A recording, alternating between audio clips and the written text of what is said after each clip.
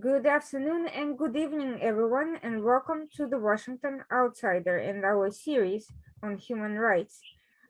With us today to discuss the most recent developments in the situation for women in Afghanistan are Lailuma Sadid, journalist who also works with the refugees in the NDOE organization in Brussels, Dr. Manal Musalmi, who is the international advisor on the MENA region for the European Parliament and also a human rights defender, and Medina Hamidi, a model and a human rights activist, also original from Afghanistan and now residing in Belgium. I am going to give each of the speakers time to introduce themselves, their involvement in activism related to the specific situation in Afghanistan, and give their observation on the most recent developments for women under the Taliban since it came to power at the end of the summer.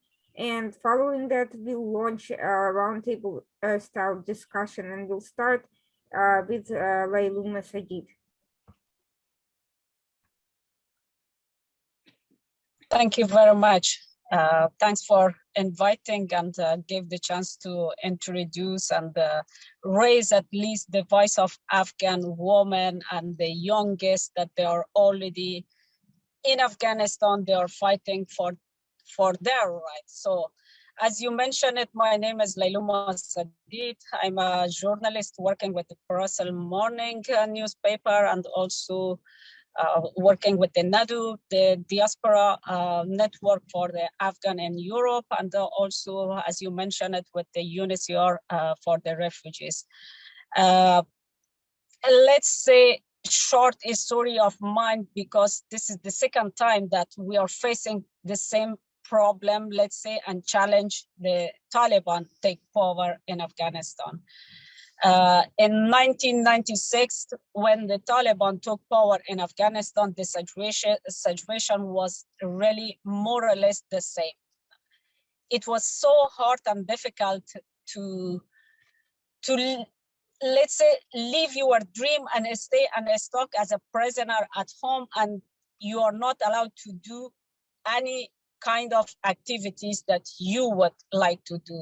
So as a young woman and as a student at the journalism university, then they stopped every activities for everyone. I mean, for the women.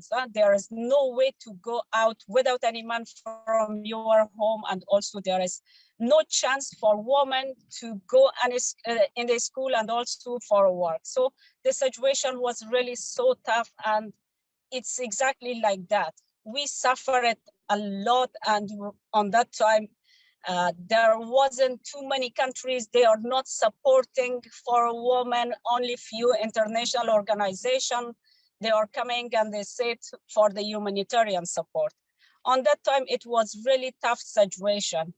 Stay at home, always it's not easy and boring. So I start a secret class for the kids, for the girls, to show them their way. And this is the subject that I always fight for that. And I said, women also must visible in the country. And I start by teaching the girls at home. After a few months, really, it wasn't so easy on that time. They closed all the schools. But to create a secret class for the girls at home, it wasn't easy, with a lot of risk. And then I said, come on, if we are not taking the risk, then it's not easy to do something that you want.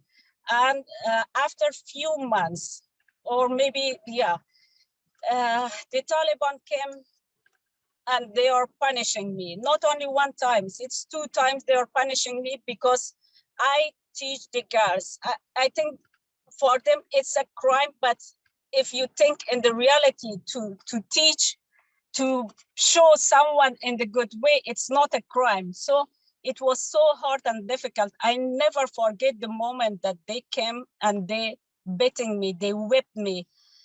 It was really very hard and difficult moment, and there wasn't any choice. And in the second time when they came and they said, if you continue like that, then it will be the end.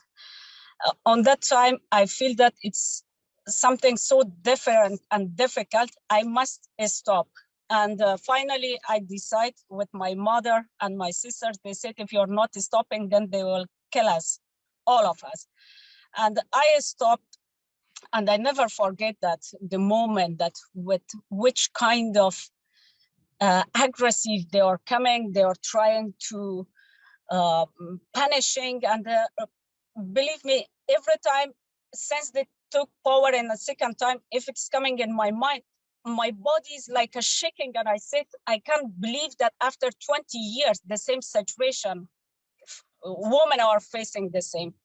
So different ways try to work, and then no way to stop. And after 11th of September, the ways changed, like the regime was changed in Afghanistan, and we moved to Kabul, start my last year at the university and finishing the university.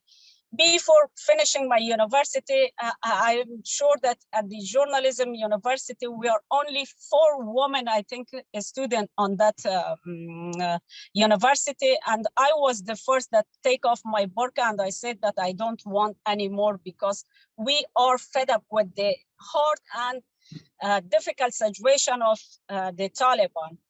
It wasn't easy. It was 2002, and the people are really not like said that the same mentality more or less, that they're not easy.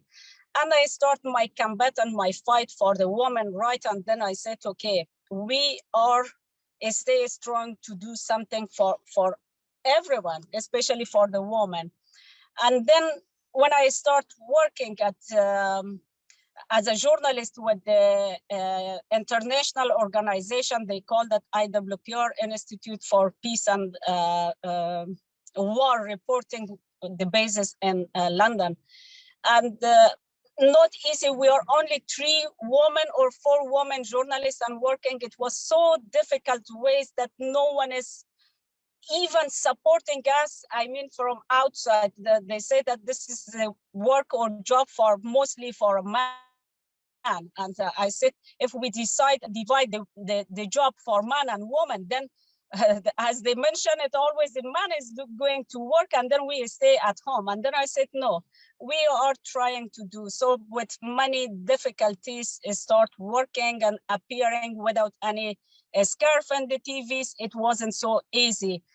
It start like said for everyone, if we are not starting for our right and not fighting now, then tomorrow will be late. The things that it's like an experience when the second time the Taliban took power, I said for the girls, if you stay quiet at home today, then you stay and silent forever till the moment the regime if changed.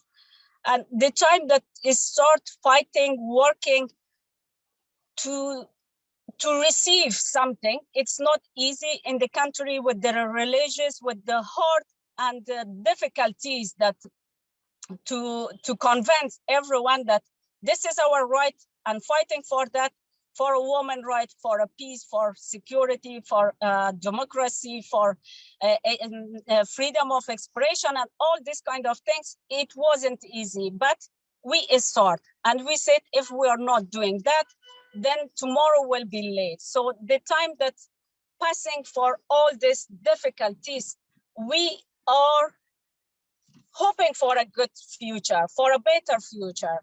20 years is not like a short time. It was really long time. We are fighting with a lot of things and we achieved many good things. As a woman, I was so happy during this 20 years. Really, there is a lot of achievement for a woman. But at the end, after 20 years, spending thousands of billions of dollars and thousands of international, let's say, troops were killed in Afghanistan, injured, and a lot of really not easy to manage everything and this kind of achievements. So to arrive at the end, and when you see there is like a dream, everything passed, like there is nothing left behind in Afghanistan. So This time, the situation in Afghanistan is not the same like it was in 1996, because this time the people are more educated and they are more strong. They are always going forward. They are not staying and stuck like that 25 years ago. The time that changed, but only different is for me when I thought the Taliban is fighting for their ideology, the same way as they want like a Sharia in Afghanistan, and this they are using their religious in difficult ways. And for me, it wasn't so easy to accept and stay at home and just listening them what they want. So that's why I said the time has changed. People are not the same, especially the young generation. They are more educated than the past. They are always fighting. And I'm so happy when I saw the girls that, especially in this hard situation, they are fighting for their right. Even they are facing for a death, but they are always going in the street and they are fighting for them. The only things as a Afghan that I always raise their voice, I ask everyone, stay with us, support us, and I'm sure that we can do that. If we are stay alone like we were alone, then we can do anything for a cause. And this is my hope and this is my wish, that everyone in the world, they must stay with us to work together to support the woman, to at least have the chance to study and to work. For the other things, I know it's not easy, it takes too much time, but the basic thing is education. If we are not allowed going to school and work, then it is so difficult. When I look for the background of the media in Afghanistan for the moment, sometimes I'm feeling like in which century we are living. There is no freedom, there is nothing in Afghanistan, and it's still all the international community, they are just watching us and they are not taking the action. This is really something I don't understand. Let's say this game, when they are trying to over it, the people of Afghanistan, they need peace and security. We need democracy. We need freedom. If we are not going in that direction, I am sure the countries trying to recognize the Taliban, it is more than dangerous than Afghanistan to the world, because they are facing with the terrorist group and with the group that they did in 2001.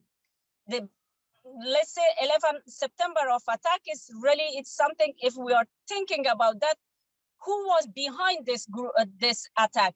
The person, they already took power in Afghanistan. They couldn't cut their relation with Al-Qaeda. They couldn't cut their relation with Haqqani network. And I am afraid that for the future, the same kind of, sorry to say that, if the international community are not controlling, then for the next future, the civil war will start in Afghanistan. And also they are trying to make a plan for other attack in some other country in the world. And that's the only things that we hope international community is not recognizing this terrorist group. Otherwise, it will be more difficult.